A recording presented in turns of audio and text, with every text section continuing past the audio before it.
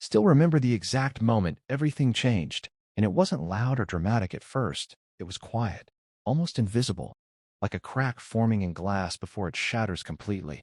We were sitting around the table in my house, the house I paid for, renovated, and fought to keep after my divorce, and they were laughing, passing plates, acting like we were one big loving family. My sister Lena was complimenting the food like she always did when she needed something. My cousin Pavel kept making jokes, and my Aunt Marina nodded with that fake warmth that never reached her eyes. And then it came, so casually that if I hadn't been paying attention, I might have missed it. "You know," Lena said, swirling her wine glass, "you could sell this place for a good price now. Prices are high." I smiled politely, not thinking much of it, but something in her tone lingered, like a shadow stretching too long in the evening light. "Why would I sell?" I asked. "It's my home." That's when Pavel leaned forward, elbows on the table, grin widening. "Come on, don't be selfish. We're family. You could help everyone. Split it. It's just walls and bricks." And just like that, the air changed. I felt it. That subtle shift from warmth to something colder, something calculating. I laughed it off at first because that's what you do when the truth is too uncomfortable to face immediately. But they didn't laugh with me. They watched me, waiting, measuring. And then Lena said it. "Сдашь за копейки. Мы же семья. Sell it cheap. We're family." The words hit harder than any insult. Not because of what she said, but because of what it revealed. That moment wasn't about helping each other. It was about taking from me. And suddenly, every dinner, every favor, every "we care about you" started replaying in my head with a different meaning. They weren't supporting me. They were positioning themselves.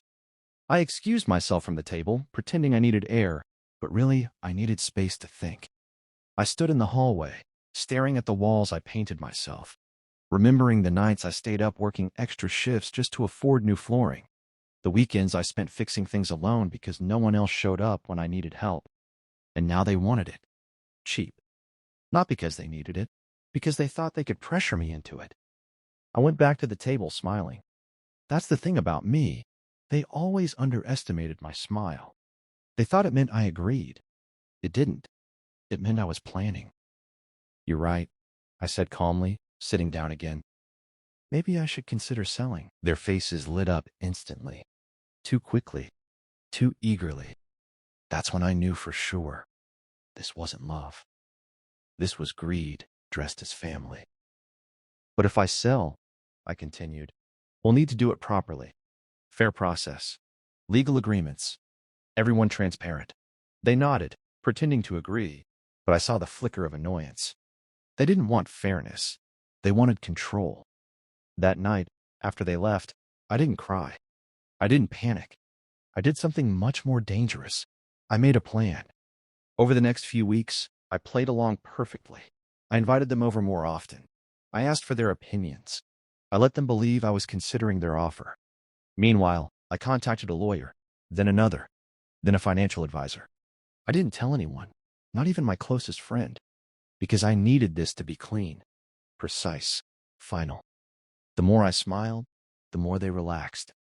Lena started sending me buyer suggestions. Another, then a financial advisor. I didn't tell anyone, not even my closest friend, because I needed this to be clean, precise, final. The more I smiled, the more they relaxed. Lena started sending me buyer suggestions, all suspiciously connected to people she knew. Pavel casually mentioned how quickly we could close the deal, and Aunt Marina kept reminding me how family should always come first. I nodded every time. I agreed just enough to keep them comfortable. And then came the dinner where everything would change. I invited everyone again. Same table, same food, same fake laughter. But this time, I had documents, real ones, carefully prepared. "I've made a decision," I said, placing the folder on the table. Silence fell instantly. You could almost hear their hearts speeding up. "I'm going to sell," I continued. Lena grabbed my hand dramatically. "See? We knew you'd do the right thing." I almost laughed at the performance. "Yes," I said slowly, "but not to you." The silence turned heavy, confused, sharp. "What do you mean?" Pavel asked, his voice tightening. I opened the folder and slid the papers across the table. I've already signed with an external buyer. Market price, full value, transparent deal. Lena's face drained of color. You can't do that, she snapped. We had an understanding. No, I replied calmly. You had an expectation. I never agreed. That's when the masks fell. Completely. The smiles disappeared. The warmth evaporated. What replaced it was something raw and ugly. After everything we've done for you, Marina said, her voice shaking with anger. I leaned back in my chair, finally allowing myself to see them clearly, not as family, but as people who saw me as an opportunity. What exactly have you done for me? I asked quietly. No one answered, because there was nothing real to say. And then Lena exploded. You're selfish, ungrateful. We're your family. I looked at her, steady and calm. Exactly. And that's why I expected you to treat me like one, not like a discount. The room erupted after that. Accusations, shouting, guilt, every manipulation tactic they had. But I was ready for all of it, because I had already accepted the truth. They didn't love me. They needed me.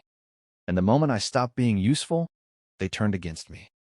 The deal went through 2 weeks later. Full price, clean exit. And with that money, I didn't just buy a new house. I bought peace. Real peace. The kind that doesn't come with hidden expectations. Months passed. No calls, no messages, silence. And honestly, it felt lighter. Until one day, Lena showed up at my door, crying, apologizing, saying she missed me, saying family is everything. I listened. I really did. And for a moment, I almost believed her. But then I remembered that dinner, that sentence, that look in her eyes when she thought she could take everything from me. And I realized something important. Some people don't change. They just adjust their approach. I smiled gently, stepped outside, and closed the door behind me. I hope you find what you're looking for, I said. But you won't find it here anymore. And that was the last time I saw her.